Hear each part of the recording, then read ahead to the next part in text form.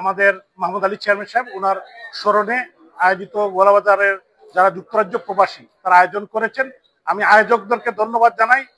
বিশেষ করে আমাদের ওনার বাতিজা হান্নান ভাই এখানে আছেন, নজির আহমদ জুনেল, জাভেদ আহমদ আম্বিয়া, আমাদের রুহেল আহমদ সহ দুলন অনেকেই আছেন গোলাবাজার ইউনিয়নের, তারা আয়োজন করেছেন, তাদের সবাইকে ধন্যবাদ।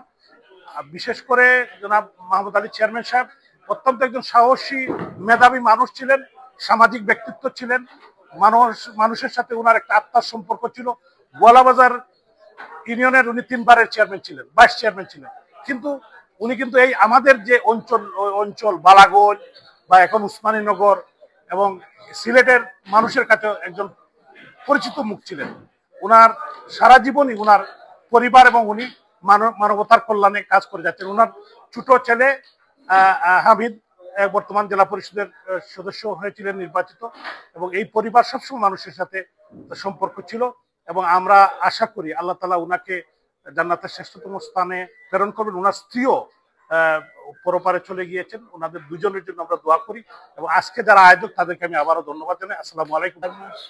সাহেব মৃত্যু উপলক্ষে শোকসভার আয়োজন করছেন প্রবাসী যারা, তারা সকলকে আমি ধন্যবাদ জানাই। এনটিভিতে আমি ধন্যবাদ জানাই, কারণ আপনারা প্রচার কররা মাহমুদ আলী চেয়ারম্যান সাহেবের অনেক গুণ আছে আমার কাছে, আমি পাইছি একটা এখন সামাজিক মানুষ আসলা এবং বিচারী মানুষ আসলা।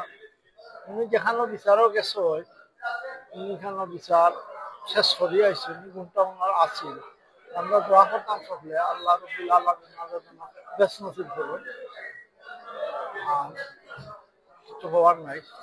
মরহুম মাহমুদ আলী সাহেবের শোকসভা আয়োজন করা হয়েছে।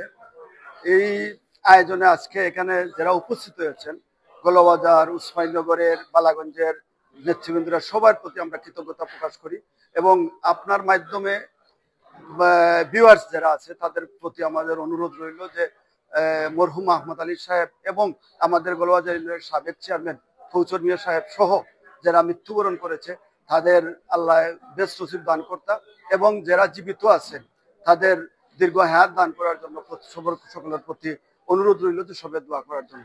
ধন্যবাদ আপনাকে।